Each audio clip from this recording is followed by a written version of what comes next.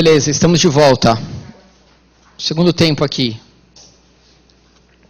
Essa quinta-feira quente, São Paulo quente, muito quente. Amanhã temos aula também, né? Segunda-feira também, né? Putz. Os caras querem nos matar aqui juntos, hein? Mas é bom, é bom, é bom. Bom, a gente estava na questão 8. O Congresso Nacional e suas respectivas casas se reúnem anualmente para atividade legislativa. Com relação ao sistema constitucional brasileiro, assinale a correta. A. Legislatura, o período compreendido entre 2 de fevereiro a 17 de julho, 1º de agosto a 22 de dezembro. Verdadeiro ou falso? Falso. Isso é uma sessão legislativa. Sessão legislativa é o período de um ano de funcionamento do Congresso, que vai de 2 de fevereiro a 17 de julho, 1º de agosto a 22 de dezembro. Uma legislatura compreende 4 sessões legislativas.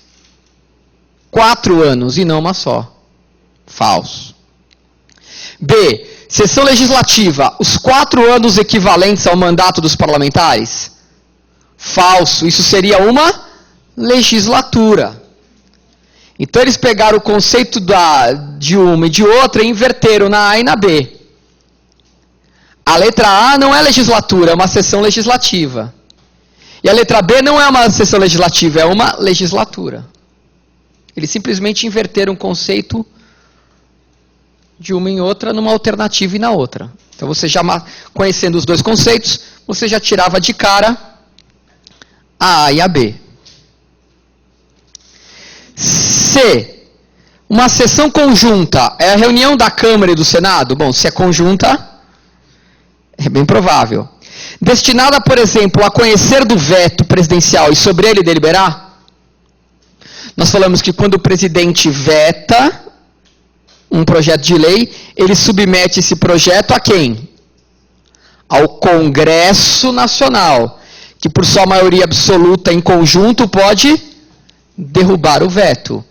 Ora, se é o Congresso que vai derrubar o veto, é uma sessão conjunta da Câmara e do Senado. Porque a competência do Congresso deliberar sobre o veto, em caso de concordar com ele ou derrubá-lo por maioria absoluta de votos, do Congresso, da sessão conjunta da Câmara e do Senado. Bom, vamos ver as outras alternativas, vai que tem algo mais interessante aí, vai saber. Sessão extraordinária. Nós falamos da sessão, lembra que a gente falou das sessões ordinárias, extraordinárias? A gente falou sobre isso aqui. Sessão extraordinária, a que ocorre por convocação do presidente do Senado, da Câmara ou do presidente da República. Realmente, a gente falou que a sessão extraordinária pode ser convocada, em alguns casos, pelo presidente da Câmara, pelo presidente do Senado ou pelo presidente da República. A requerimento da maioria dos seus membros, para excepcionalmente inaugurar a sessão legislativa e eleger as mesas diretoras, aí que é o pecado. Veja só.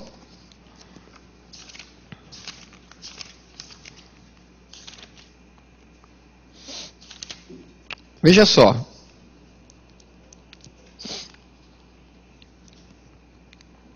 A convocação está no artigo 57, parágrafo 6º.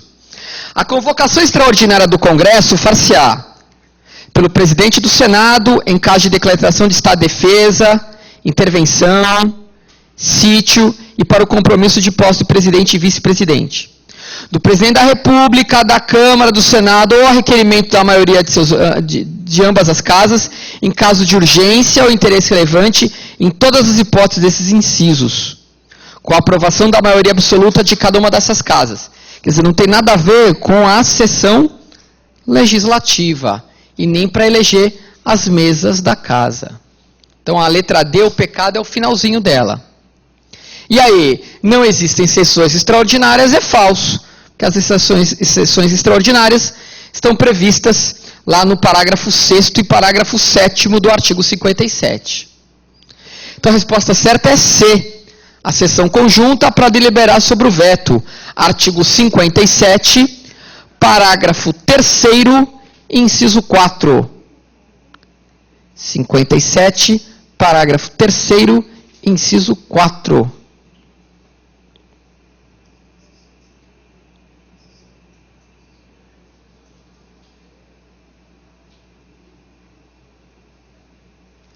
Tudo bem? Legal. De novo aparecendo o Conselho Nacional de Justiça no teste 9. De novo ele surgindo para a gente aqui, o Conselho Nacional de Justiça.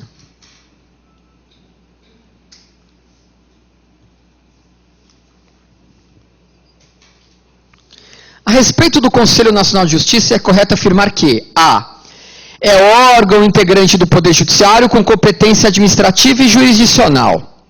B. Pode rever de ofício ou mediante provocação os processos disciplinares de juízes e membros de tribunais julgados há menos de um ano. C. Seus atos sujeitos ao controle do Supremo Tribunal Federal e do Superior Tribunal de Justiça. D. A presidência é exercida pelo ministro do Supremo, que o integra e que exerce o direito de voto em todas as deliberações. E. Tem sua origem no Poder Constituinte originário de 1988. Aí acabou a força. Só na minha aula que acontece. Eu falo. Quando eu falo, as pessoas não acreditam. O que eu faço? Qual é a nossa orientação aqui? É para parar? Legal. Que susto. A gente está no ar ainda, professor. Só com o black. A gente está no ar. Ainda bem que eu não xinguei nada aqui. É para esperar um pouco? Pode continuar. Pode continuar? Daqui uns 30 segundos cai e volta. Daqui uns 30 segundos volto. Que susto desgraçado. Nossa Senhora. Agora foi-se. Não pode continuar tudo preto, mas é um teste, né? Fica meio complicado. Aê, agora voltou, parece. Voltou. Aí vai voltar o slide já, né? Tá. Eu falo o que acontece as coisas. Na minha aula as pessoas falam, você tá ficando legal, você tá ficando maluco, né? Não é só na sua aula. Acabou a força em alguma aula de vocês? Aqui já? Então não é só na minha aula mais. Isso me consola, né? Pelo menos não é só comigo, porque comigo sempre ocorre, né? Mas enfim, vamos esperar aí para voltar para fazer o teste 9. 2 minutinhos, já volta aí.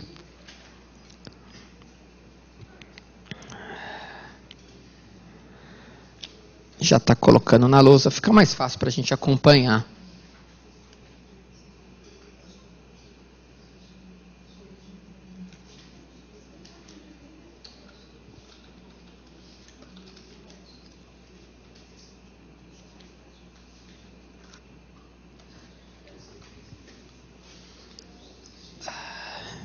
Enfim,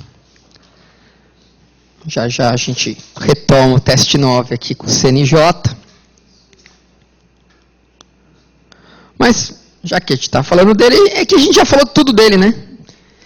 É órgão do Poder Judiciário, formado por 15 membros, mandato de 2 anos, admitido uma recondução, exerce função administrativa e financeira, nunca jurisdicional. Então, o teste fica fácil. Do jeito que cai, não tem grandes mistérios, não. Oi. Vamos lá. Esse crime comum, quando é julgado pelo STF, tem que ter pelo menos alguma alteração nesse crime de responsabilidade? Na verdade, sim, a pergunta dela, esse crime comum não vai ter uma ligação com o crime de responsabilidade, vai ter com o exercício do mandato presidencial, né?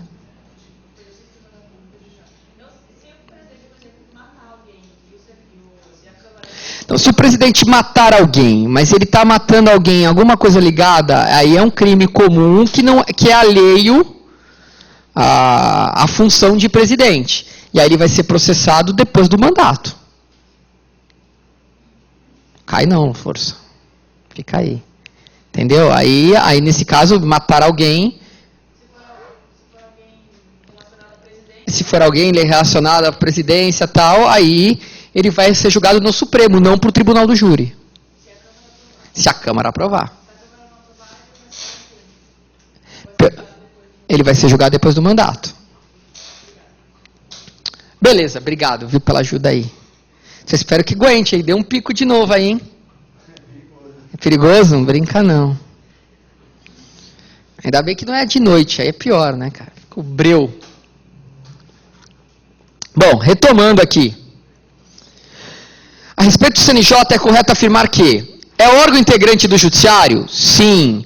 Tem competência administrativa? Sim. Jurisdicional? Não. Pode rever, de ofício ou mediante provocação, processo disciplinar de juízes e membros de tribunais julgados há pelo menos 1 ano? Pode. Pode.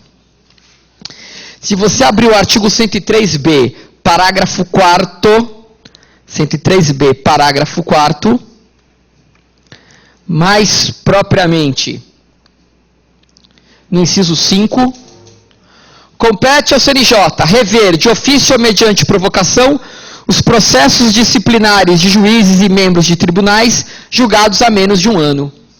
Artigo 103b maiúsculo, parágrafo 4º, inciso 5. 103b maiúsculo, parágrafo 4º, inciso 5.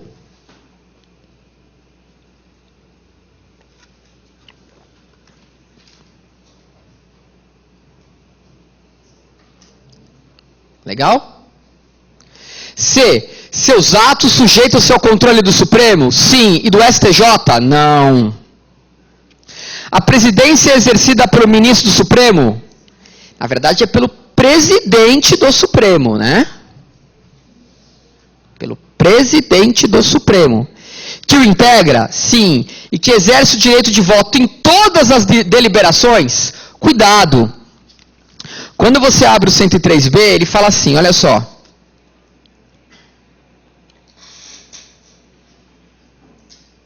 Deixa eu achar aqui.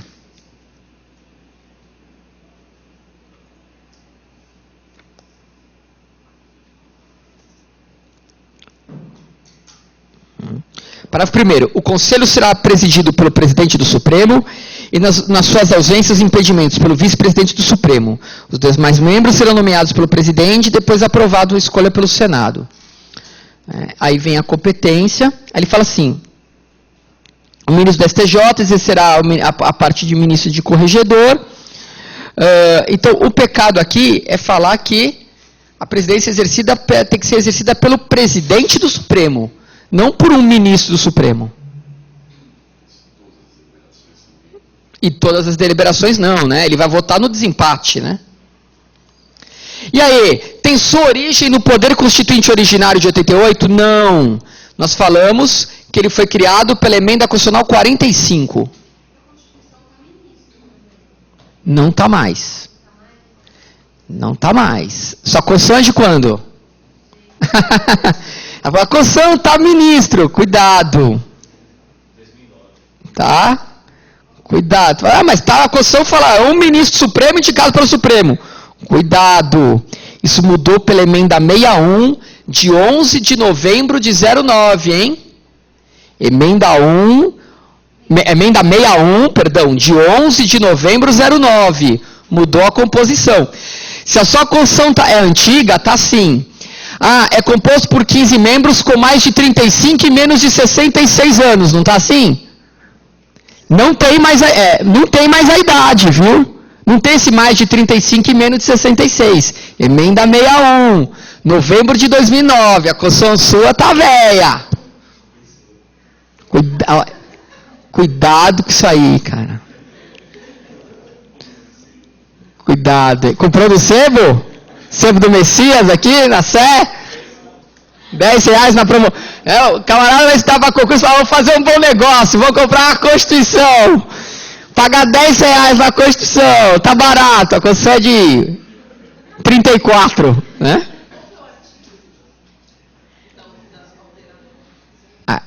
O artigo alterou o 103b. O do CNJ, né? Alterou o CNJ. Tem várias alterações. Eu não comentei disso porque já é uma alteração de 2009. Mas, por exemplo, antes o texto devia assim. Tem que ter o membro do CNJ tem que ter mais de 35 e menos de 66. A emenda 61 tirou isso. Antes falava, o primeiro tem que ser um ministro supremo indicado pelo Supremo. Hoje tem que ser o presidente do Supremo. Tanto é verdade que antes falava assim, os 15 membros tem que ser nomeado pelo presidente e aprovado pelo Senado.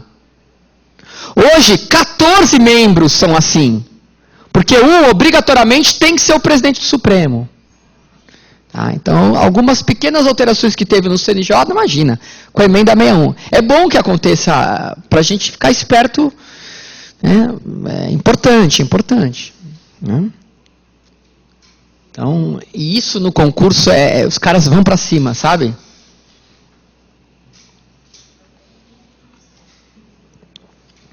Então aí, tem sua origem no Poder Constituinte originário de 88? Não, porque o CNJ foi criado pela emenda 45 e depois alterado pela emenda 61 de novo.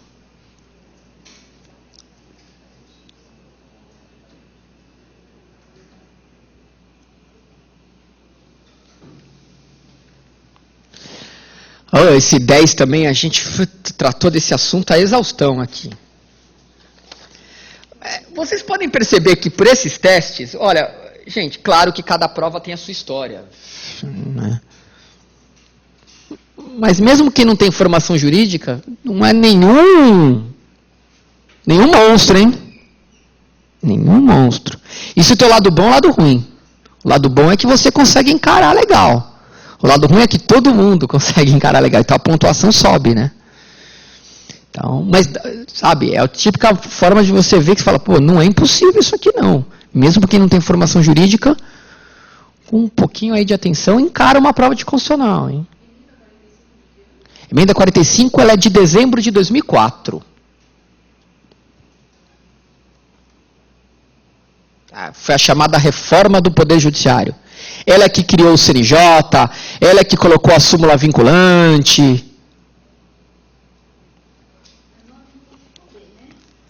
A 9 ficou B, né? 9B.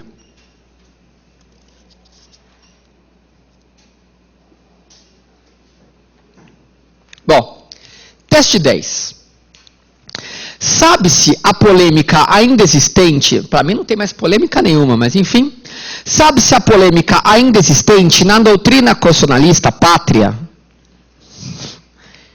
nos livros de direito constitucional do Brasil. A doutrina constitucionalista pátria. Se catar. No que se refere à eventual hierarquia de lei ordinária e lei complementar. E já vimos que essa hierarquia não existe, é uma questão de competência. Todavia, há diferenças entre essas duas espécies normativas que pode até gerar vícios de inconstitucionalidade, caso não respeitadas durante o processo legislativo. A partir do fragmento acima, assinale a falsa. Então o cara vem com um texto grande, que não está falando nada com nada, e no final ele joga, assinale a afirmativa incorreta. Então se você não está atento, você lê a primeira e fala, essa é verdadeira, marco essa, cuidado, hein? Eu estou procurando a falsa. Tem 4 verdades e uma mentira. E eu estou procurando a mentirosa. A lei complementar exige aprovação por maioria absoluta, verdade? Verdade. Enquanto a lei ordinária é aprovada por maioria simples, verdade? Verdade. Desde que presente a maioria absoluta dos membros da casa ou de suas comissões. Verdade? Verdade. Aquele final do artigo 47. Primeiro tem que estar presente a maioria absoluta nas duas, tanto na lei ordinária como na lei complementar. Tendo maioria absoluta, aí eu vou para o quórum de aprovação, que a lei complementar persiste maioria absoluta e lei ordinária a maioria relativa. Só que eu estou procurando a falsa, então eu não vou atrás dessa não.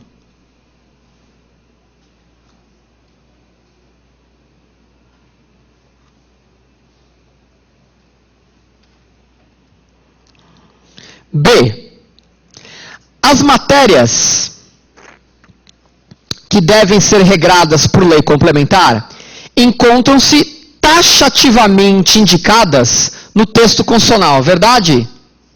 Verdade. E, desde que não seja assunto específico de decreto ou resolução, todo o resto é da lei ordinária. É verdade? É verdade. O que for de lei complementar tem que estar de forma expressa, aquela chamada reserva material às leis complementares. E o que não for específico para decreto ou resolução, sobra para quem? Para a lei ordinária. Verdadeiro.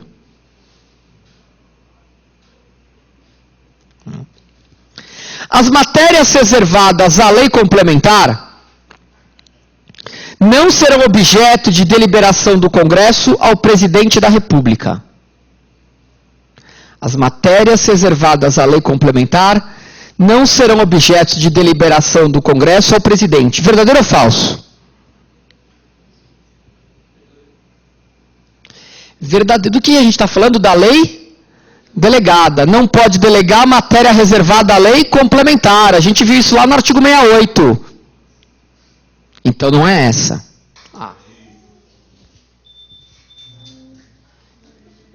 Alguma vez, em alguma outra aula de algum professor, caiu a força 2 vezes? Então não é só comigo. Pô. Mas alguma vez já caiu a força 2 vezes na mesma aula, quando o professor que não usa slide na aula, teste? Isso não, né? Isso não. Você vai pedir hora extra hoje, hein? Tá trabalhando em dobro, coitado aí. E a gente está no ar, né? Que legal, vamos lá.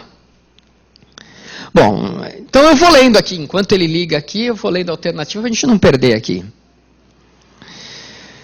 Então, ele falava assim, as matérias que devem ser regradas por lei complementar encontram-se taxativamente indicadas na Constituição. E desde que não seja assunto específico de decreto ou resolução, o resto é da lei ordinária. Verdade. C. As matérias reservadas à lei complementar não serão delegadas ao Congresso. Verdade. D. A discussão e votação dos projetos de lei ordinária devem obrigatoriamente ter início na Câmara? Não necessariamente. Essa é a falsa. Todo projeto de lei ordinária começa na Câmara? Todo projeto de lei ordinária obrigatoriamente começa na Câmara? Não. E se for um projeto de lei ordinária apresentado pelo senador, começa por onde? No Senado. Essa é a falsa. E. Não existe alternativa incorreta. Existe. Né? Existe. Então, a letra D que está errada.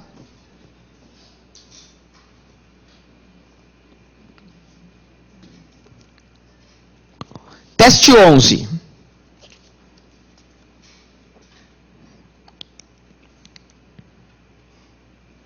Teste 11. Aí, vamos ao 11. Maravilha.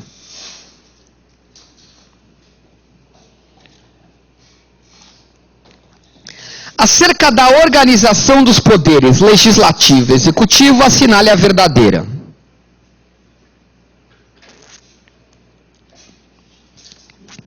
Esse aqui é um teste que, claro, ele exige um conhecimento mais profundo da Constituição, mas vamos encará-lo. Dá para até por eliminação você chegar nele. Vamos ver. Constitui crime de responsabilidade a ausência, sem justificação adequada, de ministro de Estado ou qualquer titular de órgão diretamente subordinado à presidência da República, quando houver convocação por parte da Câmara ou do Senado, ou de qualquer de suas comissões, para prestar informações sobre assunto determinado. Então veja, a Câmara, o Senado, convocou um ministro de Estado, ou uma autoridade ligada aí a algum órgão da presidência, foi convocado para prestar algumas informações sobre um determinado assunto. Esse ministro, essa autoridade, falta essa convocação e não dá uma justificativa. Isso é crime de responsabilidade? Bom, não sei. Não sei. Então vamos ver as outras alternativas. B. Na hipótese de vacância dos cargos de presidente e vice, nos 2 primeiros anos do mandato, eu tive vacância do presidente e do vice, nos 2 primeiros anos do mandato, o Congresso deverá proceder à eleição indireta no prazo de 30 dias a contar da vacância do último caso, para escolher o sucessor, que completará o mandato do antecessor. O pecado aqui está onde? Nos 2 primeiros. Esse é o procedimento dos 2 últimos. Então a B está errada. Então a A está suspensa, não sei. Não li isso. Mas a B está errada.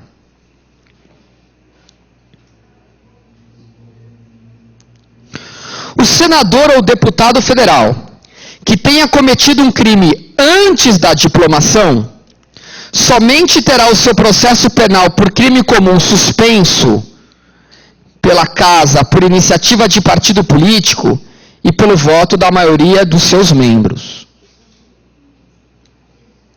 Oi, eu não desci, desculpem. Aí, o senador ou deputado federal que tenha cometido crime antes da diplomação, somente terá o seu processo penal por crime comum suspenso pela respectiva Casa, por iniciativa de partido político nela representado e pelo voto da maioria de seus membros. A gente falou sobre isso quando a gente tratou do tema imunidades parlamentares do artigo 53. E a gente disse que um processo contra um deputado pode suspender por iniciativa de partido político. Lembra? Ele estava correndo no Supremo, o Supremo comunica, um partido político, representação na Casa e maioria dos seus membros, pode suspender o curso do processo. Lembra disso? Só que quando você abre o 53, parágrafo 3º, diz assim: recebida a denúncia contra o deputado ou senador por crime ocorrido após a diplomação,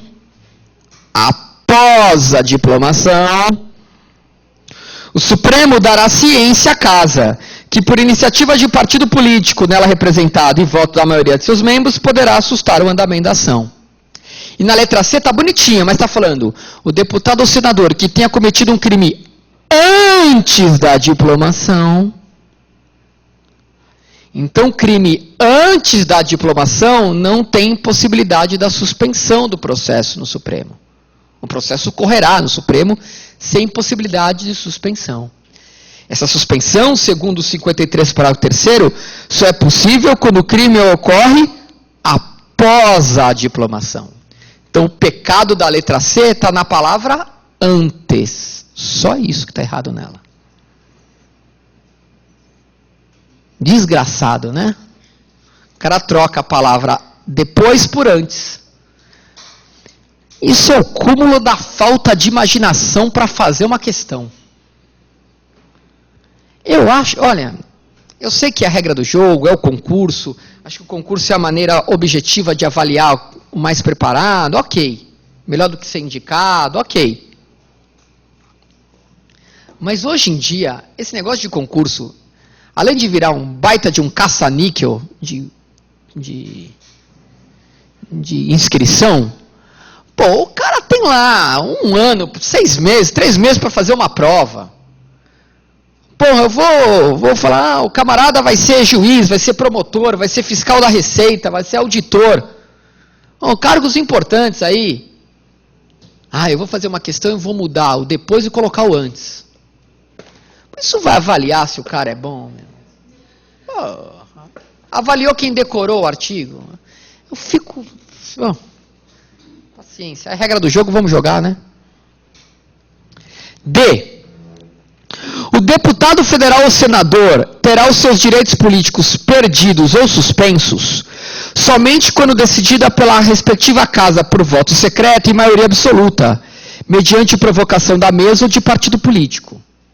Verdadeiro ou falso, a D de dado?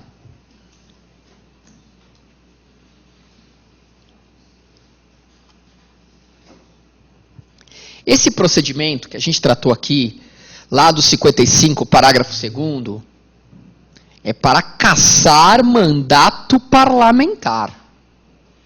E não para decretação de perda ou suspensão dos direitos políticos. Tá? Até porque, para hipótese de perda ou suspensão dos direitos políticos, não uso o 55, parágrafo 2º.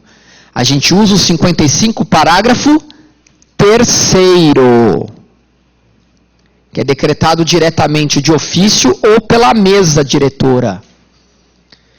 Então, esse procedimento que ele está tratando aqui é o que o Celso de Mello vai ter que decidir depois que ele melhorar da gripe dele, né? Se vai aplicar o 55, parágrafo 2º, ou se ele vai aplicar o 55, parágrafo 3º. Perda ou suspensão de direitos políticos, eu aplico o parágrafo 3º. Condenação criminal, parágrafo 2º. Então, aqui eles inverteram o parágrafo 2º com o parágrafo 3º do artigo 55.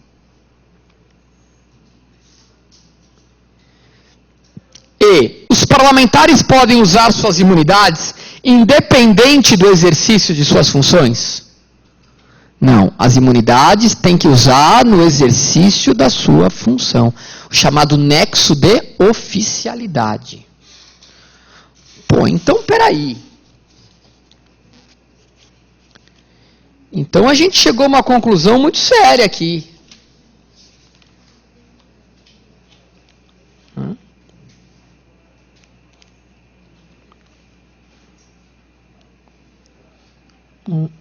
Pô, será que não tem nada certo aqui?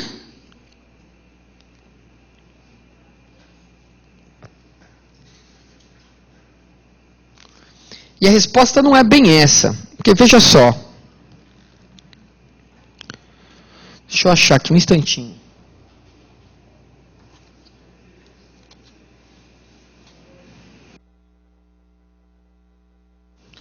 Quando você abre a Constituição Federal,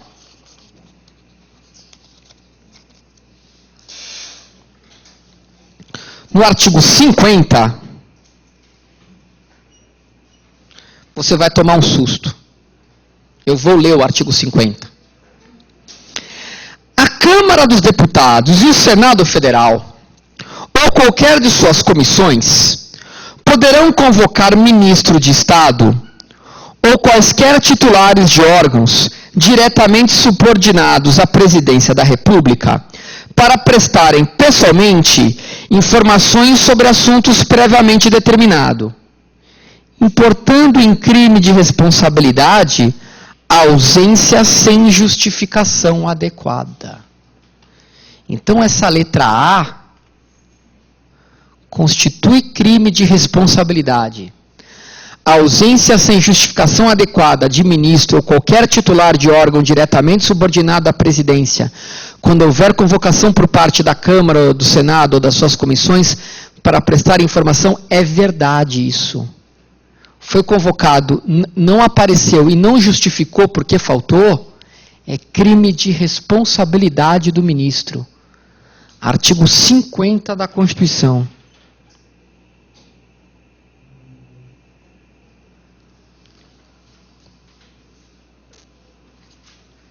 E o parágrafo 2º é mais grave, né? A mesa da Câmara e do Senado poderão encaminhar pedidos escritos de informação aos ministros ou a qualquer das pessoas desse artigo, importando de novo em crime de responsabilidade a recusa ou não atendimento no prazo de 30 dias, bem como a prestação de informações falsas. Então, o ministro foi lá, foi convocado, ele tem que aparecer. Ou tem que dar uma justificativa por que não vai, fiquei doente. Esse é o ministro Supremo, mas o ministro do Estado tem que dar uma explicação. Senão ele vai responder por crime de responsabilidade. Artigo 50 da Constituição. Então a verdadeira aqui é a A. Mas mesmo que você não conhecesse o artigo 50, por eliminação você ia chegar nele. Então às vezes você não faz um teste sabendo convicto. Você usa da tática da eliminação, que é importante.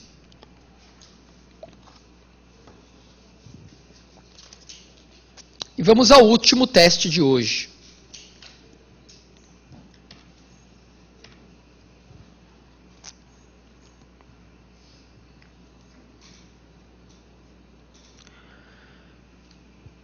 Quanto ao processo legislativo, assinale a opção correta.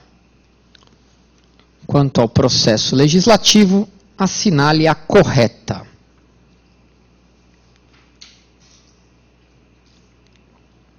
A. No Senado, para que um projeto de lei ordinária seja aprovado, é necessário que haja a maioria simples, presente a maioria absoluta de seus membros. Verdade isso? Vamos repetir devagar. No Senado, para que um projeto de lei ordinária seja aprovado, é necessário que haja a maioria simples, presente a maioria de seus membros. É verdade isso? Verdade. Tem que estar primeiro presente a maioria absoluta. E para aprovar, a maioria simples. Vamos para o quadro aqui. Vou fazer de novo isso aqui, ó.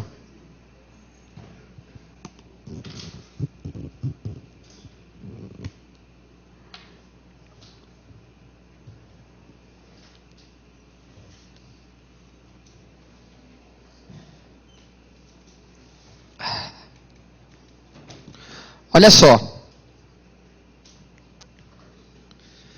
A gente falou em lei complementar e lei ordinária.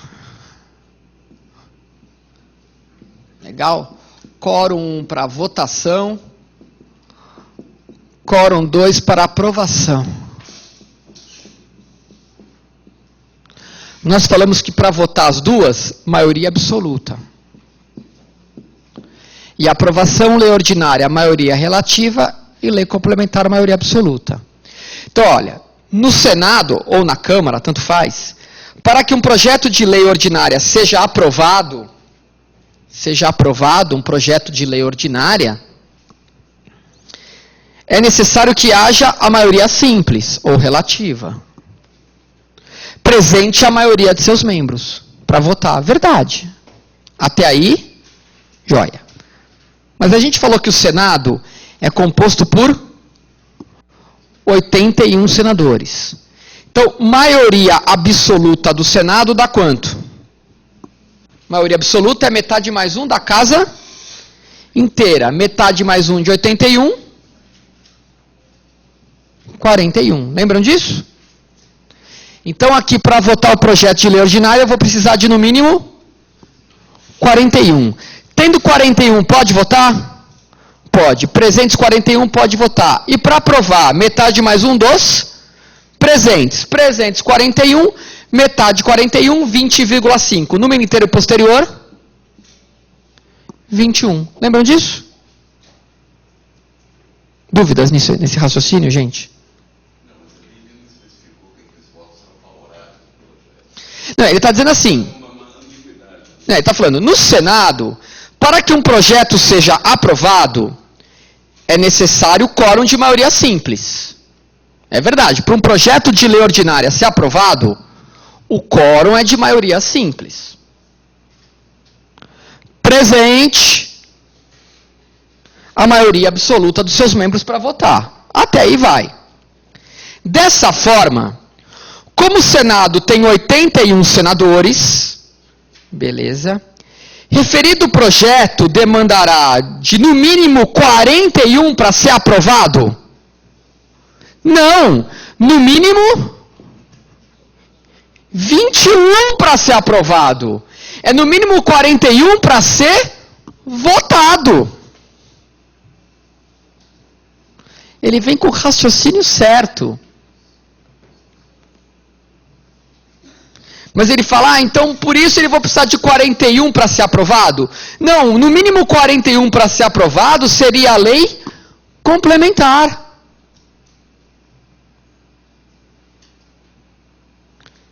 Na realidade, ele trocou uma palavra ali, seja votado. Oi? Ele trocou uma palavra, seja votado. Se ele troca ali, em vez de aprovado para votado, estaria certo. Ele trocou uma palavra. Trocou uma palavra. Então, se ele colocasse assim, dessa forma, como o Senado tem 81 senadores, referido projeto demandará de no mínimo 41 para ser votado, estaria certo. Mas ele não está perguntando de quórum de votação, ele está perguntando de quórum de aprovação. O quórum de aprovação do projeto de lei ordinária é a maioria relativa. Metade mais um dos presentes. Presentes 41, metade mais um de 41, 21. Então esse projeto de lei ordinária não precisa de 41 para aprovar. Vai precisar apenas de 21. Dúvidas nesse raciocínio do porquê? Então, o cara uniu matemática com direito, com o processo legislativo, né? Foi maldoso, foi maldoso, foi maldoso, foi maldoso.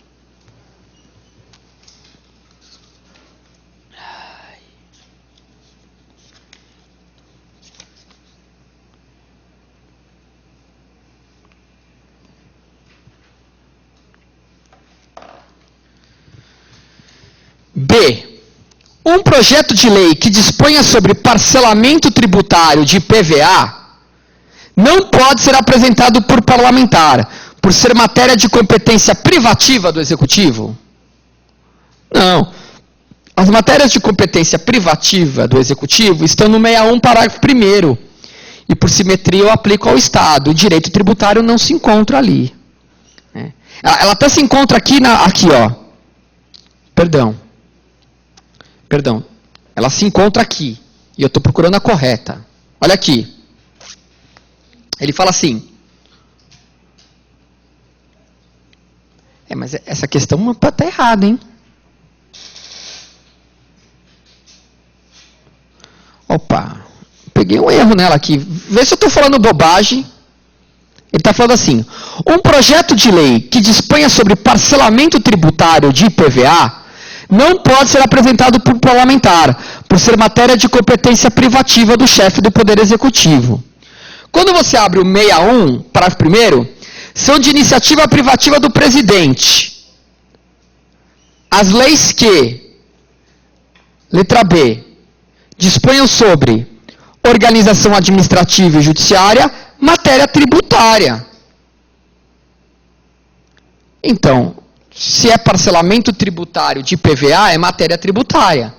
É matéria privativa do Executivo. Aparentemente está certo.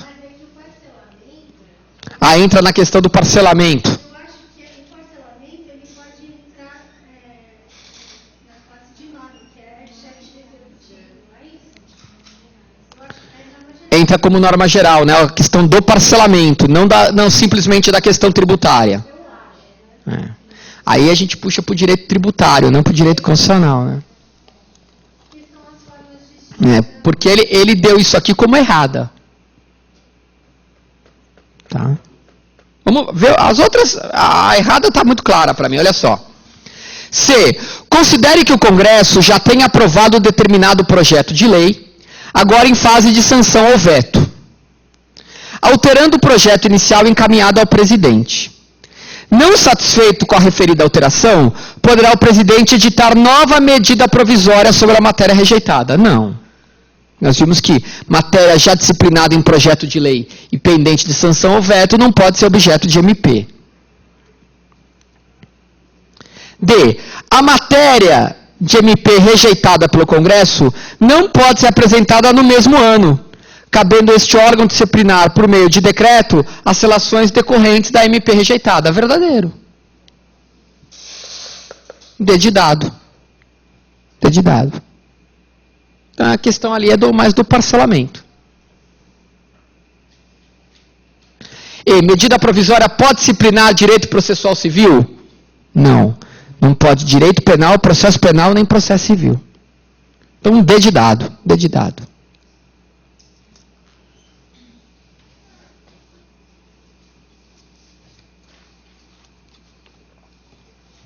Tudo bem? Bom, com isso a gente terminou a bateria de testes do processo legislativo. E da separação dos poderes também.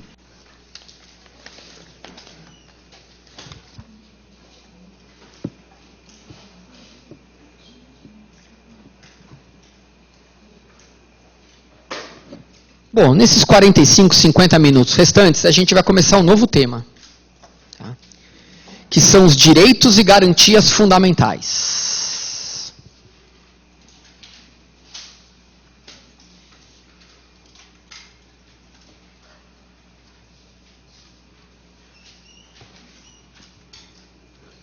Então a gente começa com os direitos e garantias fundamentais. E como você, hoje nem tanto, mas como vocês perceberam na bateria de testes passado, quando a gente falou da teoria da Constituição e do processo legislativo, muitas vezes o examinador te puxa para a origem histórica. Tá? Então a gente começa aqui com as dimensões dos direitos fundamentais. Dimensões dos direitos fundamentais.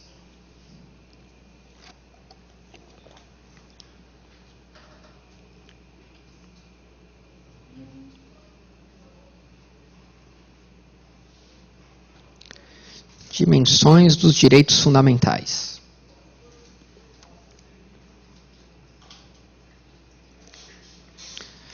Alguns livros usam o termo geração. Alguns já devem ter visto assim, geração. Também está certo. É que a crítica que se faz ao termo geração é que parece que uma estanca a outra. A dimensão, uma engloba a outra. Isso é interessante, porque assim, para eu ter a segunda, eu tenho que continuar tendo a primeira. Para eu ter a terceira, eu continuo com a segunda e com a primeira. Quer dizer, não é porque eu cheguei na segunda que eu apago a primeira. Elas vão se acumular ao longo do tempo. Tá? Então, uma vai acumulando a outra. Então, vamos começar com a primeira dimensão, século XVIII. Deixa eu apagar aqui. Nossa, ficar em pé já é um sacrifício, cara.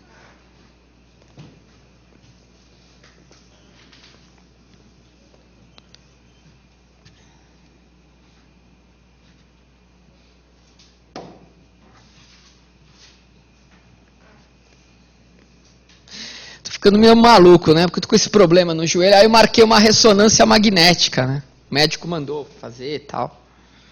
Já diagnosticou o que é, mas falou, vamos fazer uma ressonância e tal.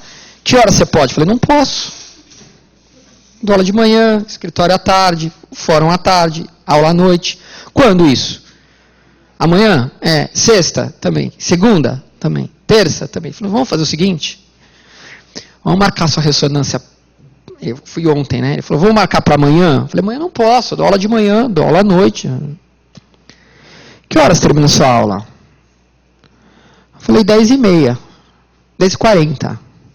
10h40. Ele falou, legal, vem fazer a ressonância 11h30 então da noite. Eu vou estar 11h30 hoje fazendo ressonância. 11h30 da noite fazer ressonância. Eu tô ficando louco, né? 11h30. Oi? No sábado, domingo, eu vou dar aula sábado o dia inteiro aqui. E domingo ainda não inventaram aula para mim, mas daqui a pouco eles vão... Tem professor que dá aula de domingo aqui. Feriado, Natal. Eu vou falar baixo essas coisas, porque daqui a pouco eu vou inventar um curso corujão, né? Vamos fazer de madrugada uma aula aí. Pessoal que trabalha à noite e tal. Vamos fazer da 1 às 5 da manhã. Não, é melhor não, né? Então, hoje à noite eu vou fazer uma ressonância às 11 horas da noite. Eu nunca vi isso, não sabia que podia fazer. 11 da noite, 11h30. Nos dois joelhos. Daqui a pouco eu vou de cadeira de rodas da aula, né? Dói pra caramba esse negócio. Fica puxando. Parece ter um elástico dentro do joelho fazendo assim, ó. Mas é porque tá chegando as férias. Aí nas férias você sofre, entendeu? Bom, se alguém tiver alguma mandinga, alguma simpatia, eu estou aceitando qualquer coisa, gente. Passar sal grosso no joelho, ir para uma sessão de descarrego, arruda, acupuntura, vou fazer também, dizem que é bom, né? Nunca fiz. Vou fazer. Estou fazendo qualquer coisa. O que vier, a gente faz. O problema é que eu não consigo ficar em pé mais de 5 minutos. Meu pai falou, tô o dobro da sua idade, estou de pé. Falei, pois na sua idade eu vou estar na maca. Falei, do jeito que está. Mas vamos lá, primeira dimensão. Século XVIII. Lá do século XVIII. E ela trata das liberdades individuais.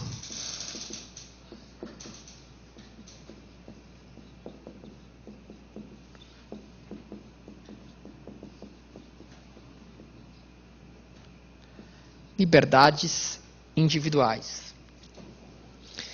Então, aqui é a garantia dos direitos civis e políticos. Direitos civis e políticos.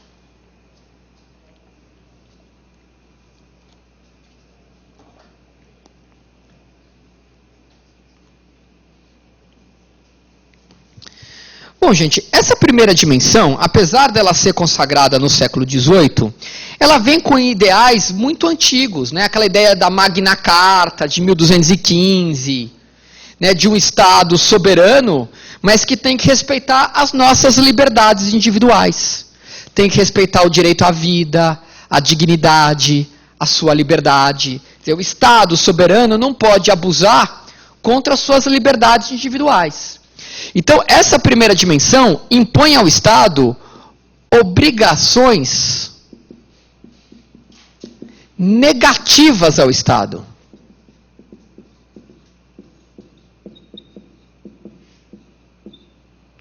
Obrigação de não fazer. Obrigação negativa. Obrigação de não fazer.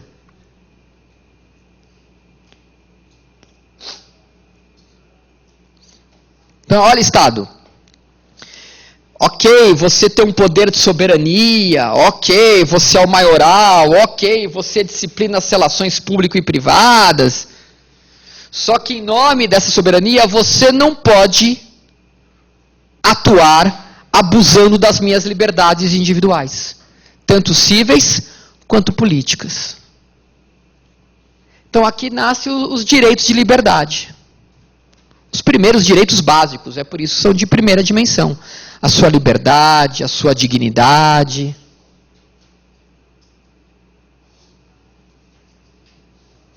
Certo? Bom, já no século XIX,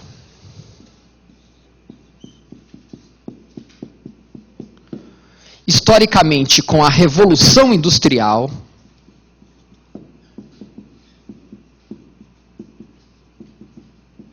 e lá no início do século XX, com a Primeira Grande Guerra,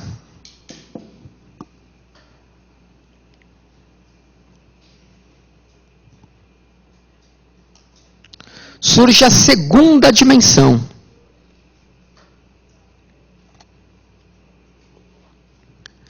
Que é a dimensão dos direitos sociais.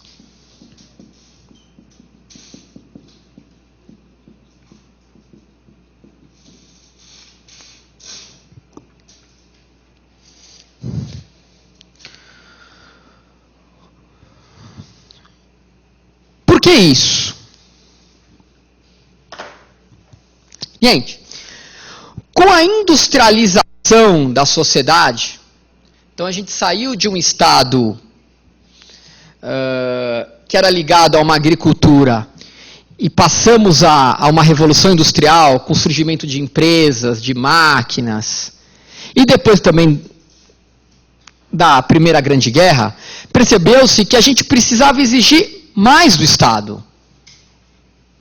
Então não basta o Estado se omitir ou não atuar frente à minha liberdade individual. Eu preciso também de prestações positivas, de obrigações positivas do Estado.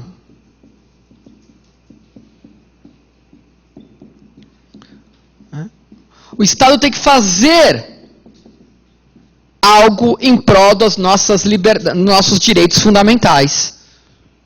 Então não basta simplesmente o Estado garantir as minhas liberdades civis e políticas.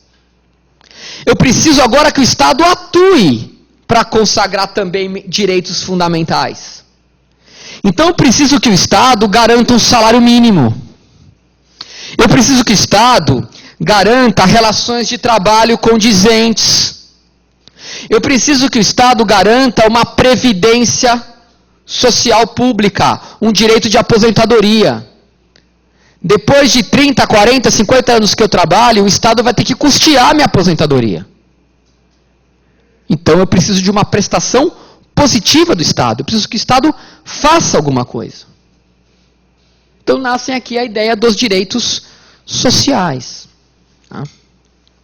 Alguns instrumentos, né, jurídicos que usaram isso. Por exemplo, a Constituição do México, de 1917. A Constituição mexicana começou a consagrar os direitos sociais em 1917. A Constituição alemã, de 1919. Então, México, 1917. Alemanha, 1919.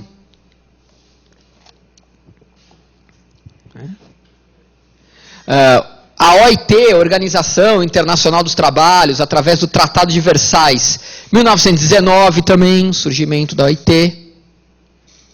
E no Brasil, a Constituição de 1934.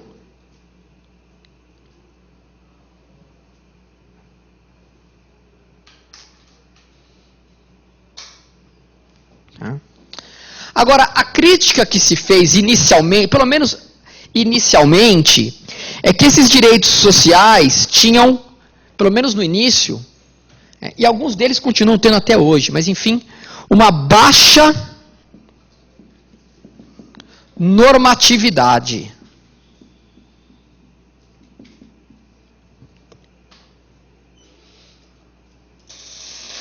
Constituindo em verdadeiras normas programáticas.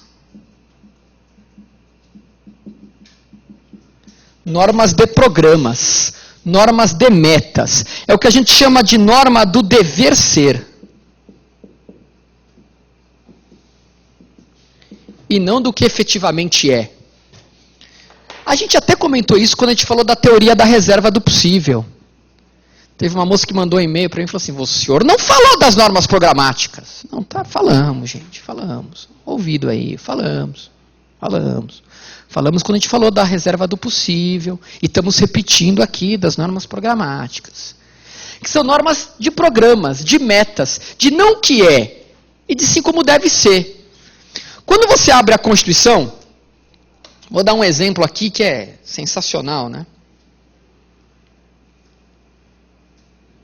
Quando você abre a Constituição, no artigo 7º, inciso 4, você fala, esse é um país bacana. Está assim, é direito de todo trabalhador brasileiro, hein? Todo mundo. Salário mínimo. Fixado em lei. Nacionalmente unificado. Capaz de atender às suas necessidades vitais básicas e de sua família, com moradia, alimentação, educação, saúde, lazer, vestuário, higiene, transporte e previdência social. Então, segundo o artigo 7º, inciso 4, o Estado tem que garantir um salário mínimo. E esse salário mínimo tem que ser suficiente às necessidades vitais básicas, diz o artigo. Com moradia, alimentação, educação, saúde, lazer, vestuário, higiene, transporte, previdência social, sua e da sua família, com um salário mínimo. É assim? Não, mas deve ser. Normas de programa, normas programáticas. Aí falam, não dá para executar pelaquela teoria da reserva do possível, que a gente comentou aqui. Não, está na Constituição, mas não é possível na prática executar isso aqui. É a crítica que se faz a alguns direitos sociais. Bom, já da metade para frente do século XX, surge a terceira dimensão aqui, também século XX, mas da metade para frente. Tá?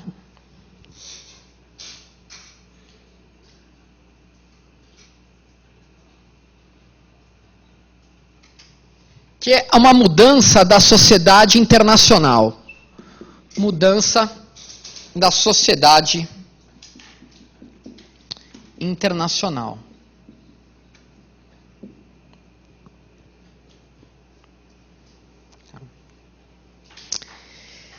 E aqui se preocupa com interesses que a gente chama de difusos e coletivos. Interesses difusos e coletivos.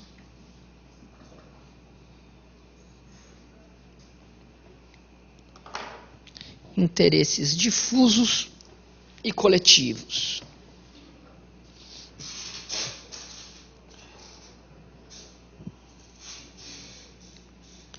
O que a gente quer dizer com isso? Vocês concordam comigo que a primeira dimensão, ela está falando de liberdades individuais. Olha, não pode violar a sua dignidade, a sua liberdade, a sua autonomia. O Estado tem que prestar um salário mínimo, a segunda, né? Fazer alguma coisa agora, um salário mínimo, previdência social, condições melhores de trabalho, de sociedade. Agora, nessa terceira, a preocupação são de interesses de todos. De um grupo determinável ou mesmo indeterminável. Gente, quem houve aí um dano ambiental, poluindo um rio, quem é que foi prejudicado? Todo mundo. Então a defesa do meio ambiente entra aqui. Olha, violaram a probidade administrativa, causando um prejuízo ao patrimônio público. Quem é que perdeu dinheiro? Todos nós, o patrimônio é público. Olha, houve um ato atentório ao patrimônio histórico e cultural. Pô, toda a nossa cultura, toda a nossa história foi prejudicada. Então aqui entra meio ambiente, patrimônio público, patrimônio histórico e cultural. Aqui nasce a ideia do direito do consumidor, do idoso, da criança e do adolescente, das pessoas com deficiência especial, pessoas especiais. Então, um grupo de toda uma categoria e até mesmo de um grupo indeterminado de pessoas. A tutela dos interesses difusos e coletivos. Difusos e coletivos.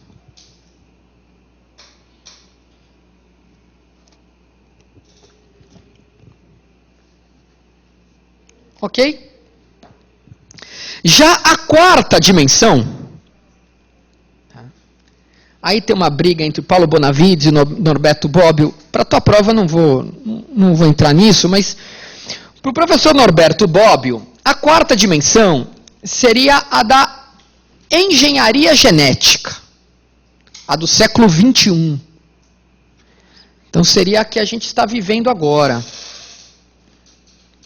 A quarta dimensão seria a dimensão da engenharia genética, da bioética, do biodireito. Da bioética, do biodireito. Então, preocupações como alimento transgênico, mutação genética, uso de célula-tronco, clonagem humana, são assuntos que a gente ainda tem que levar para frente e ter esse desafio, né? Não sei se até comentei com vocês aqui, mas tem um amigo meu que é professor de Direito Penal, e ele está fazendo justamente o doutorado dele nessa linha aí, né, da bioética, do biodireito junto ao direito penal. Aí o cara me liga com perguntas do tipo, se eu matar meu clone, é homicídio ou suicídio? Como é que eu vou me livrar desse cara, meu? Se ele matar um clone, é homicídio ou suicídio? Falei, bom, é homicídio, você está matando alguém. Não, geneticamente eu estou matando eu mesmo. Que é meu mesmo DNA. Falei, tá bom, então é suicídio. Não, também não é um suicídio, porque é uma outra pessoa. Você não viu a novela lá do Albieri, que criava lá o clone, era outra pessoa. Puta, o cara fez um doutorado discutindo isso. Mas enfim, é clonicídio, uma boa saída, obrigado. Uma bela resposta. Vou usar para ele, fazer um clone. Vão ter que inventar um novo tipo penal. O clonicídio, é verdade. A senhora que me deu essa ideia, eu voto na senhora para deputada. A próxima reforma do Código Penal, por favor, nos ajude aí. O clonicídio pode ser um novo tipo penal. Por que não? É capaz lá no século XXI, final XXI, XXII, XXIII, ter que ser criado o clonicídio. É possível que possa acontecer isso. Então, é uma dimensão que a gente ainda está vivendo. Tá? Existem alguns autores que entendem que existiria uma quinta dimensão, que seria o direito à paz, direito universal. Outros acham que o direito à paz se encaixaria mais na terceira, tal. Tá? Mas essas 4 dimensões ninguém discute. Elas existem aí. Tá? Bom, além dessas dimensões dos direitos fundamentais, vamos tratar das características dos direitos fundamentais. Então, vamos falar das características dos direitos fundamentais.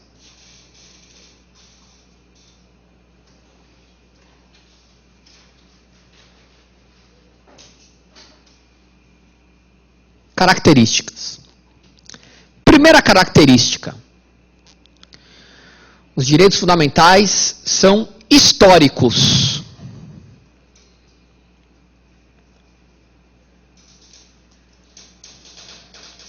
E por quê, gente? Porque surgem de longa evolução. Surgem de longa evolução.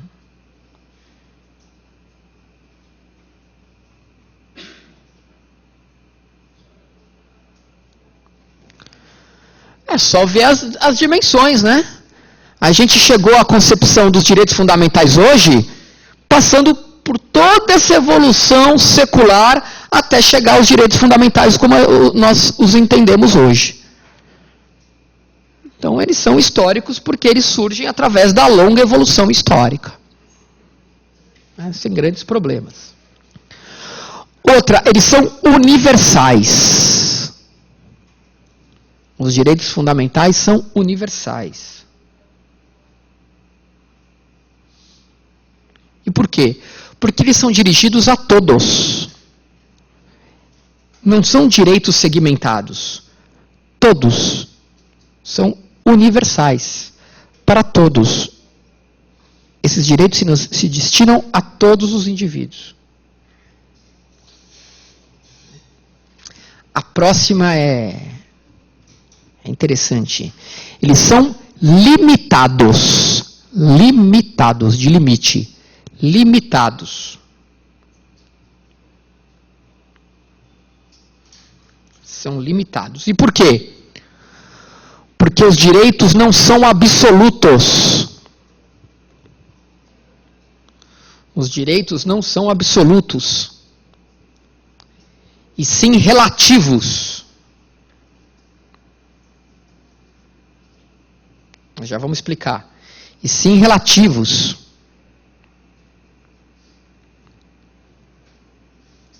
Com mínima restrição. Com mínima restrição.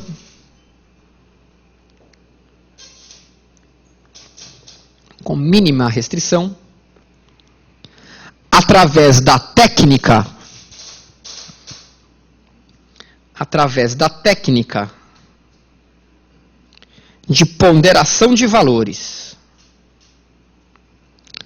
Através da técnica de ponderação de valores.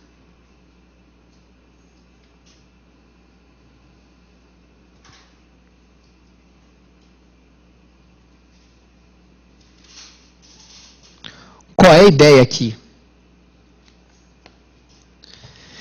Gente, nenhum direito é absoluto. Em alguns casos, a relativização é muito simples. Por exemplo, eu tenho o direito à inviolabilidade da minha correspondência. É verdade. A gente vai estudar isso ao longo do curso, que a sua correspondência ninguém pode abrir. É sua. Se alguém inadvertidamente abre a sua correspondência, está violando um direito fundamental teu. Nem precisa grande discussão a respeito. Agora, se o remetente, eu sou remetente, eu mando uma carta, um SEDEX, uma encomenda, para o Fernandinho Beiramar, e dentro lá tem uma AR-15, a polícia não pode abrir a encomenda? Não, mas como é que fica o direito fundamental dele de inviolabilidade da sua correspondência? Meu amigo, tem um bem jurídico maior. Eu tenho que usar isso dentro de uma razoabilidade. Eu não vou abrir a correspondência? O que há? Então você vai entrar no presídio, ó, você vai ter que ser revistado. Ah, mas isso é constrangedor. Se você estivesse entrando numa loja e te revistam, talvez seja constrangedor. Agora, se você vai entrar num presídio, existe um bem jurídico maior. O Denis contou pra gente essa semana que uma das pessoas que fazem a revista encontrou uma arma e um celular dentro de uma feijoada. Dentro da feijoada, o Denis contou? Eu só não posso falar que é corintiano, senão o Denis fica bravo, porque eu nunca vi alguém tão louco pelo Corinthians igual o professor Denis, cara. Todo dia ele me encontra e fala, e o Corinthians? Vai ganhar? Eu falei, não sei, pô. Por mim, tudo faz. Ah, ajoelhou com gol? Que beleza. Isso porque ele é um procurador da República, não é verdade? O Brasil tá joia pra cara. O cara é procurador da República, o Corinthians faz um gol e se ajoelha. O Brasil tá em ótimas mãos, não é verdade? Mas vamos pra frente. Gente boníssima, né? Professor Denis é gente finíssima, cara. Cara tranquilão, né? Bacana. Procurador da República. Ajoelhado pelo Corinthians. Tem que absorver o Marcos Valério, esse país, cara, né? Tem que absorver. Não tem problema nenhum. Mas enfim, mas algumas situações são mais graves. Quer ver? Eu falo assim. Vida privada, honra, intimidade, não é um direito fundamental? Porra, ninguém pode violar, né? Tua intimidade, tua honra, vida privada. Mas às vezes, ele entra em choque. E o direito à informação, liberdade de imprensa, liberdade de comunicação e de manifestação de pensamento. Quantas vezes esses dois direitos fundamentais se chocam? Não é verdade? Vamos pegar um caso. Carolina Dickmann. Pô, é atriz da novela da Globo, da novela das 9, famosa, todo mundo já ouviu falar na Carolina Dickmann, né? Pelo menos a maioria. Né? Se a Carolina Dickmann está na praia de fio dental, e um jornalista vai lá e a filma, tira uma foto, será que ela pode falar como é que fica a minha vida privada? Ela é uma pessoa pública. Ela escolheu ser uma pessoa pública. Ela está na praia. Ou seja, o direito à vida privada dela é relativizado. Isso não quer dizer que ela não tenha direito à vida privada. Tanto que teve aquele problema das fotos dela, né? Vocês ficaram sabendo disso, não? Que vazaram umas fotos dela pelada. Ela mandou por celular as fotos dela nua para o marido dela. Alguém hackeou a foto e jogou na internet. Ah, mas é a Carolina Dickmann. Mas e daí? É um ser humano, não pode ter suas fotos assim divulgadas. Mesmo sendo uma pessoa pública. Veja, é a mesma pessoa, mas a situação é diferente. Ela teve a mesma atriz teve um problema com o programa Pânico. Os caras queriam filmar, ela perseguiram a mulher, aí arrumaram um guindaste, colocaram uma câmera para filmar dentro da casa da mulher. Ah, mas ela é uma pessoa pública. Opa! Pública até um certo ponto. Então, quando eu estou falando de um político, de um jogador de futebol, eu vou falar do Neymar. Não, quando o Neymar está aí, está reclamando de foto, eu não tenho como reclamar, porque ele escolheu ser o Neymar. Tem os ônus e bônus disso. Quando o Lula vai viajar, ninguém vai tirar foto do Lula? Ele é uma figura pública política. Isso não quer dizer que essas pessoas não tenham intimidade, honra, vida privada. Então, eu tenho que usar essa técnica da ponderação dos valores. No caso concreto, qual vai sofrer uma restrição mínima? Porque eu não posso falar, dane-se a vida privada, intimidade e honra. Viva a informação. E vice-versa. Eu tenho que preservar as duas e conviver com as duas ao mesmo tempo. Eu já passei por isso. Por causa da aula telepresencial. Eu já passei por isso. Uma vez eu fui passar o meu Réveillon, meu Ano Novo, num resort. Já contei isso aqui, não? Num resort, já contei, né? O cara começou a fazer pergunta lá, umas 4 horas da manhã. Mas a minha intimidade, a minha honra, a minha vida privada é relativizada quando eu dou uma aula para a câmera. Então é por isso que os direitos não são absolutos, eles são restringíveis e limitados. Também da propriedade a gente vai falar disso, né? Você tem o direito de usar, gozar, fruir. Agora você tem que cumprir a função social, sob pena de desapropriação. Perfeito? Tá? Mais uma característica: concorrência. Concorrência.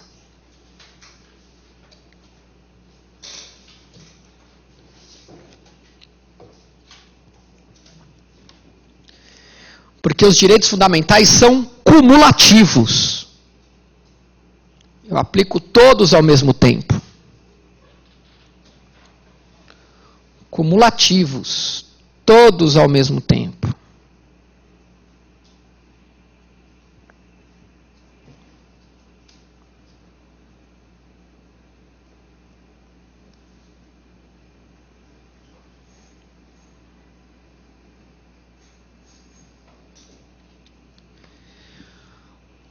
Outra, eles são inalienáveis,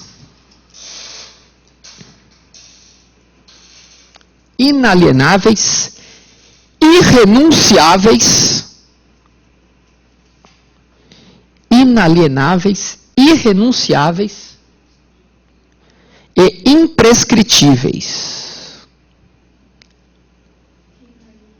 Inalienáveis, irrenunciáveis e imprescritíveis.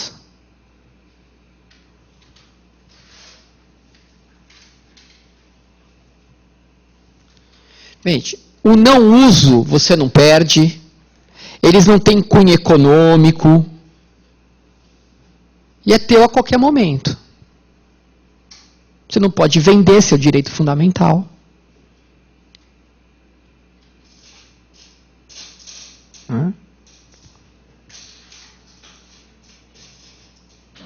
Tudo bem isso aqui?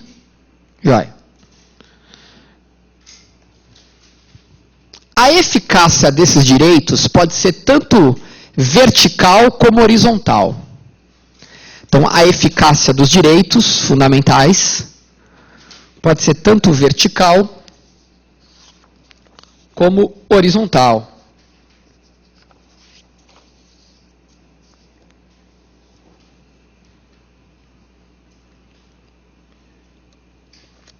Gente, a eficácia vertical é a incidência dos direitos fundamentais na relação com o Estado.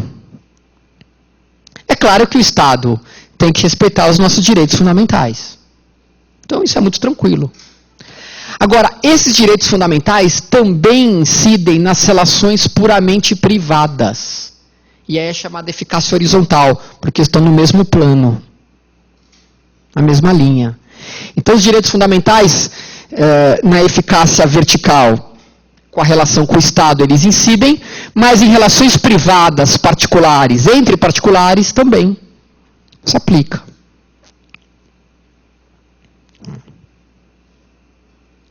Cito alguns casos que já incidiu esses direitos fundamentais em relações privadas. Teve um caso que chegou até o Supremo, que envolvia uma fábrica de lingerie,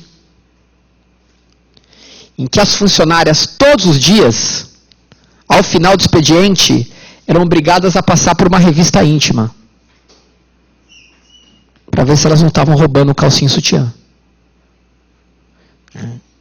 O Supremo entendeu, mesmo sendo uma relação puramente privada entre empregado e empregador, essa obrigação violava a dignidade da pessoa humana. Era vexatório, era absurdo, todo final de expediente fazer as mulheres lá passar por uma revista íntima. Uma outra foi com aquela empresa aérea Air France, que ela tinha funcionários tanto no Brasil, tinham funcionários no Brasil franceses e brasileiros, claro. E o francês que trabalhava aqui ganhava mais que o brasileiro. Por quê? Porque era francês. O cara exercia a mesma função, fazia a mesma coisa no mesmo país, só que o francês ganhava mais. Explicação: ele é da França. Viola a igualdade e a dignidade da pessoa humana. Numa relação puramente particular, puramente privada, horizontal. Ok? Bom, e a gente começa nesse finalzinho de aula a tratar dos direitos fundamentais em espécie. Direitos fundamentais em espécie.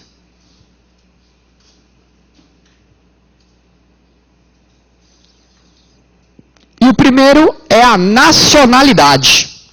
Primeiro direito fundamental, nacionalidade.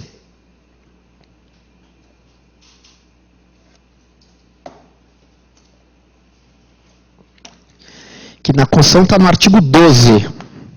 12.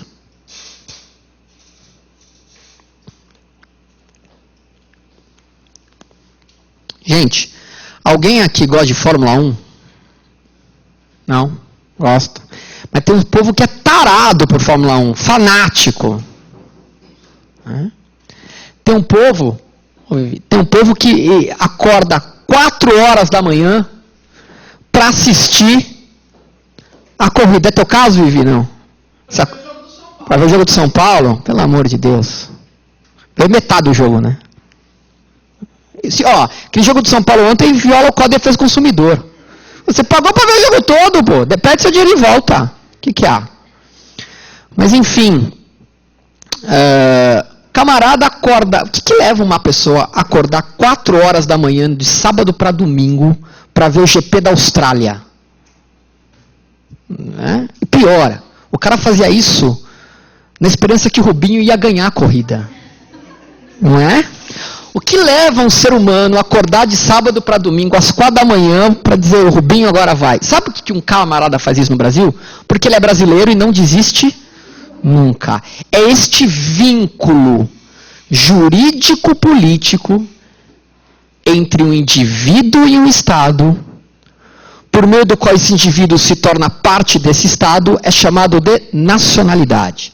Então, o conceito de nacionalidade é o vínculo jurídico-político, entre um indivíduo e um Estado. É o vínculo jurídico-político entre um indivíduo e um Estado, por meio do qual aquele